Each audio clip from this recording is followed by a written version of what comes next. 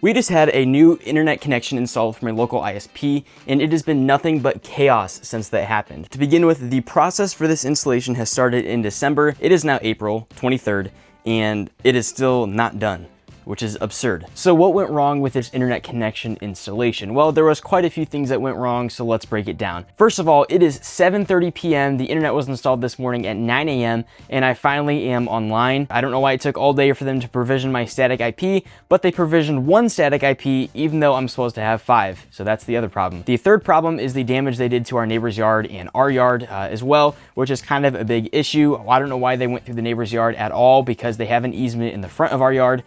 Additionally, this internet connection was not supposed to be installed to our house. It was supposed to be installed to our barn. If you guys know anything about internet connections for data centers or high availability environments, you'll know that you want to take diverse paths on your internet connection, and that's exactly what the goal was with this project. We were supposed to have one connection, which is our primary fiber connection going into our house, and a second connection going into our barn.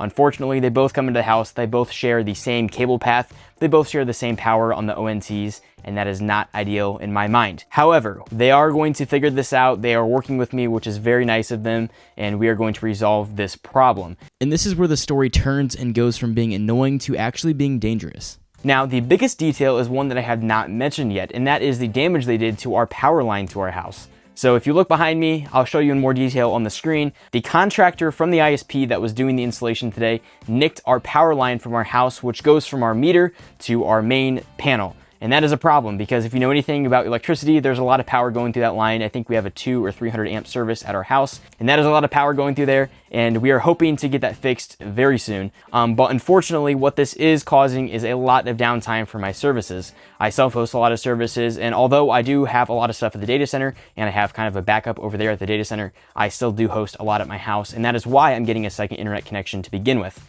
I'm going to have a lot of downtime this coming Monday on my services, which is highly unfortunate for me. I have some services with 500 to 600 day uptime, and that is pretty good. And I'm really sad to lose the uptime streak. So you may be wondering, how did this happen? How did they nick our power line? Well, I'll give you a hint right here. It is very hard to get to this spot where it comes in. There's a rafter or support beam going right through here. Therefore, it is very hard from the outside to also know where to not drill on the inside because the main power connection is in conduit on the outside, and on the inside, it's very difficult to see. You kind of have to look through the crack in there, and that is just difficult.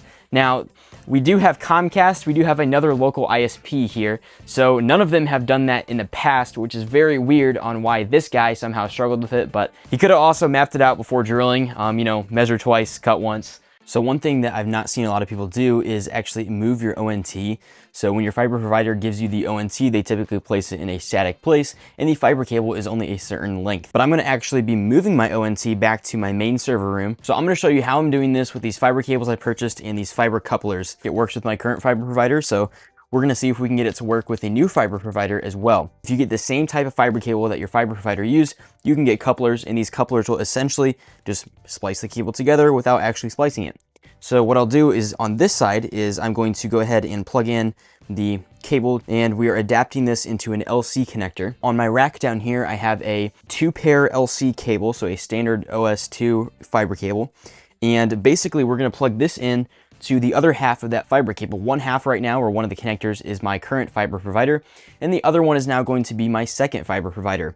They're both gonna share the same fiber cable because we can, but they'll be on different strands inside of the cable. And basically, we're gonna unplug the ONT, and we're gonna go move this back to the other room. We're gonna go ahead and plug this in to the fiber connection. That way we are basically getting the other end of the fiber cable over here. And now this is the cable that is coming from the fiber provider. We'll plug this into our ONT, and as long as it works, we'll be good to go. Now, I will say there are going to be comments that say, oh, you can't do this. The light level is going to be too low. The provider actually told me that the light level that we're getting is about -15, and their accepted range is anywhere from -17 to -20. So we're way beyond what is the acceptable range, so we should have no problem doing this termination here and extending our connection. All right, so now that the ONT is booted up, I'm gonna go ahead and unplug the connection. Right now, I was VLAN trunking the internet connection from the new ISP, so I'm just going to directly plug this into our UDM Pro. Now that we're connected up here, I'm gonna go ahead and log into our UDM Pro to make sure that everything is working as it should. Okay, so I am actively doing a speed test right now. We're getting 999 down and 954 up, which is significantly better than it was before. When the ONT was in the other room, I was only getting about 500 down, so I don't know if there was something wrong with the Ethernet cable I was using or what the case was, but we are able to get those full speeds now that the ONT is here. Now that it's been about a week since we've had our internet connection installed, I want to talk over the issues we had with the electrical stuff. So this contractor did in fact drill through the cable that goes to our house, and he said, you know, this is not a big deal at all, you just get it replaced. I texted the electrician, my friend, and he's like, you know, it's fine, it's gonna be all right. And as soon as the electrician came out, he sent me some photos and said, I wish I would have done this sooner. He said the cable casing melted onto the wire itself and essentially insulated itself because the wire kind of melted on. That was not good. He's like, we should replace that sooner. Thankfully, everything's all right though. So they got that replaced. The power was shut off at about 8 a.m. from the power company, and it was turned on about 3 p.m. because the power company was pretty slow, unfortunately. So we did have quite a bit of outage / downtime there, but the electricians did install the new line. Now, this is again at the internet provider's cost, and if you are curious as to how much this costed, I will put it on the screen.